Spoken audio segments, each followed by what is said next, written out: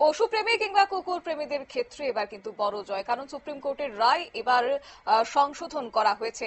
অবশ্য দেশব্যাপী বিতর্কের জের, কারণ পথ কুকুর নিয়ে যে রায় দিয়েছিল সুপ্রিম কোর্ট, তারপর থেকে একটা বিতর্ক তৈরি হয়েছিল। এবার পথ থেকে বিতরণ নয়, সেক্ষেত্রে বন্ধাত্মকরণে জোর দিয়েছে সুপ্রিম কোর্ট। রাবিশ আক্রান্ত সঙ্গে উগ্র কুকুরদের জন্য আলাদা নিয়ম থাকছে। কি রয়েছে তাতে জানবো বিস্তারিত। আমাদের সঙ্গে যুক্ত হয়েছে প্রতিনিধি সৌম্য মুখোপাধ্যায়। সৌম্য, কি জানতে পারছো, কি রায় দিল সুপ্রিম কোর্ট? দেখো শতাব্দী, কদিন আগেই দিল্লির পথ কুকুরদের নিয়ে সুপ্রিম কোর্টের ডিভিশন বেঞ্চ যে রায়টা দিয়েছিল যে পথ কুকুরদের পথ থেকে তুলে নিয়ে গিয়ে আলাদা আশ্রয় কেন্দ্রে রাখতে হবে এবং তাদের বন্ধাত্মকরণ এবং প্রতিষেধক দিতে হবে এবং তাদের আর পথে ছেড়ে রাখা যাবে না।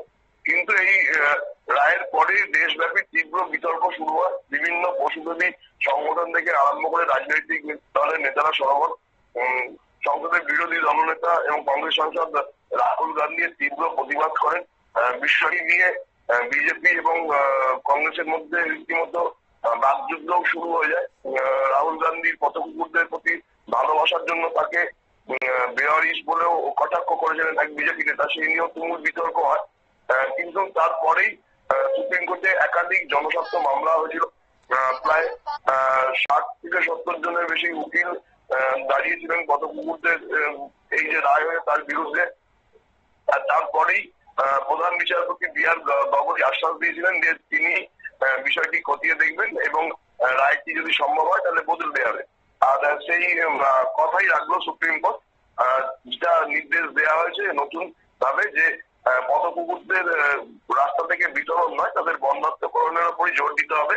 এবং যেটা নির্দেশ দেওয়া হয়েছে নতুন নির্দেশে যে পথ কুকুরদের দিল্লির বিভিন্ন রাস্তায় যেখানে তারা রয়েছে সেখান থেকে নির্দিষ্ট আশ্রয় তুলে নিয়ে যেতে হবে এবং সঠিক পদ্ধতিতে বন্ধাত্মকরণ এবং প্রতিষেধক দেওয়ার কাজ করতে হবে। তারপর আবার যেখান থেকে পথ কুকুরদের নিয়ে যাওয়া হয়েছিল সেখানেই ফিরে দিতে হবে। তবে র্যাবিস আক্রান্ত এবং উগ্র স্বভাবের যে সমস্ত কুকুর রাস্তাঘাটে ঘুরে বেড়ায় তাদের ক্ষেত্রে ব্যতিক্রম চিন্তা ভাবনা করার কথা বলেছে। আদালতের তরফ থেকে স্পষ্ট বলা হয়েছে এই ধরনের যে কুকুর তাদের আশ্রয় কেন্দ্রেই রেখে দিতে হবে, তাদের রাস্তায় কোনোভাবেই ফেরানো যাবে না।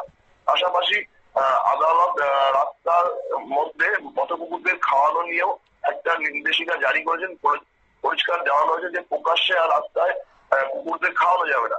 এই সিদ্ধান্তটা নিয়ে এখনো সেভাবে বিতর্ক না হলেও আগামীতে এটা নিয়ে বিতর্ক হওয়ার একটা সম্ভাবনা রয়েছে। কারণ সুপ্রিম কোর্টের তরফ থেকে পরিষ্কার বলে দেওয়া হয়েছে আজকে সুপ্রিম কোর্টের বিচারপতি বিক্রম দাস এবং বিচারপতি সন্দীপ মেহতা এবং বিচারপতি এন.বি. অঞ্জরিয়া বেঞ্চ পরিষ্কার জানায় যে রাস্তার মধ্যে যেখানে সেখানে আর পথ কুকুরদের খাইয়ে দেওয়া যাবে না, তাদের জন্য আলাদা জায়গা করতে হবে এবং সেই জন্য দিল্লি পৌরসভাকে নির্দেশ দেওয়া হয়েছে। এই বিষয়ে বিভিন্ন পশুপ্রেমী এবং পশু কল্যাণ সংগঠন এবং বিভিন্ন এনজিও কেও কাজে লাগাতে বলা হয়েছে।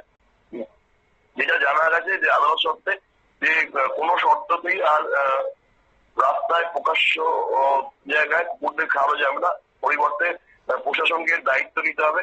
দিল্লি এবং আশপাশের যে সমস্ত এলাকায় কুকুররা রয়েছে পুরসভা ধরে ধরে কুকুরদের খাওয়ানোর জায়গা নির্দিষ্ট করতে হবে। এরপরেও যারা রাস্তায় খাবার দেবে তাদের বিরুদ্ধে আইনি পদক্ষেপ নেওয়া হবে এবং এই বিষয়ে অভিযোগ জানানোর জন্য হেল্পলাইন নাম্বারও চালু করতে হবে। পাশাপাশি এটাও জানানো হচ্ছে যদি কোনো পশুপ্রেমী কোনো পথ কুকুরকে পোষ্য হিসেবে গ্রহণ করতে চান তাহলে তাকে দিল্লি পুরসভায় আবেদন জানাতে হবে এবং তারপরেই তার ভিত্তিতে পুরসভা ঠিক করবে যে তাকে পোষ্য রাখতে দেওয়া হবে কি হবে না। যেটা বিষয় হচ্ছে যে এই রায়ের পরেই কিছু প্রশ্ন দাঁড়িয়ে গেছে যে কারা রাস্তা থেকে কুকুর ধরবে, সেই ধরনের কোনো ইনফ্রাস্ট্রাকচার আসে কিনা, পাশাপাশি কত কুকুর উগ্র বা কত কুকুর র্যাবিস আক্রান্ত সেই পরিসংখ্যান থেকে পাওয়া যাবে। আদালতের তরফ থেকে আপাতত 5,000 পথ কুকুরের জন্য আশ্রয় কেন্দ্র তৈরি করতে বলা হয়েছে। কিন্তু যদি র্যাবিস আক্রান্ত এবং উগ্র কুকুরের সংখ্যা বেশি হয় তাহলে সেই কুকুরদের জন্য কি ব্যবস্থা হবে সেই বিষয়ে এখনো পর্যন্ত সেই নির্দিষ্ট কিছু বলা হয়নি। এই বিষয়ে দিল্লি পৌরসভাকে হলফনামা দাখিল করতে বলা হয়েছে যে পরিকাঠামো কি আছে। তবে এটা মনে করা হচ্ছে যে আজকে দিল্লিতে যে রায়টা দিল দিল্লির পথ কুকুরদের, আগামী দিনে গোটা দেশেই সেই রায়ের একটা প্রতিফলন ঘটতে পারে। কারণ কর্ণাটকেও এই কুকুরের আক্রমণে জনসংখ্যার ঘটনা বাড়ছে। সেখানেও একটা জেলায় আমরা কিছুদিন আগে দেখেছিলাম যে 24 জনের মৃত্যু হয়েছে এক সপ্তাহের মধ্যে। তবে সুপ্রিম কোর্টের আজকে যে তিনজনের বিচারপতি ডিভিশন বেঞ্চ যে রায় দিয়েছে তাকে দিল্লির পশুপ্রেমীরা স্বাগত জানিয়েছে। অনেকেই বলছেন এই রায়ে ভারসাম্য আছে, কারণ সমস্ত পথ কুকুরটি প্রমাণ ছাড়া হিংস্র বলে দাগিয়ে দেওয়া যায় না। তবে পাশাপাশি কিছু মানুষ তারা সন্দেহ প্রকাশ করেছেন যে আদালতের রায়ের মধ্যে এমন কিছু বিষয় উল্লেখ করা হয়েছে যেগুলো দিয়ে আগামী দিনে সমস্যা আসতে পারে। কারণ এই উগ্র কুকুর এটা কোন মাপের ভিত্তিতে ঠিক করা হবে যে কোন কুকুরটা উগ্র কোনটা নয়। পাশাপাশি রাস্তায় খাবার দেওয়ার বিষয়টি যেখানে যার খাবার দেওয়ার ইচ্ছা সে গিয়ে সেখানে খাবার দেওয়ার নির্দিষ্ট জায়গা যদি সেখান থেকে দূরে হয় তাহলে সেক্ষেত্রে কি হবে সে নিয়েও প্রশ্ন উঠছে। শতাব্দী, ধন্যবাদ।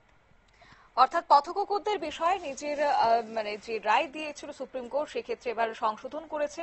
সব পথকুকুরকে রাস্তা থেকে সরিয়ে শেল্টার হোমে পাঠানো হবে না, শুধুমাত্র শীর্ষ আদালত জানিয়ে দিয়েছে যে টিকা দেওয়ার পরে পথকুকুরদের আশ্রয় কেন্দ্রে ছেড়ে পুনরায় এলাকায় ফেরত পাঠানো হবে। তবে যারা উগ্র মস্তিষ্কের কুকুরগুলি রয়েছে তাদেরকে চিহ্নিত করে সেক্ষেত্রে আলাদা ব্যবস্থা নেওয়া হবে বলেও এবার রায় সুপ্রিম কোর্টের। নিয়ে নিচ্ছি ছোট্ট একটি বিজ্ঞাপন বিরতির সঙ্গে থাকুন।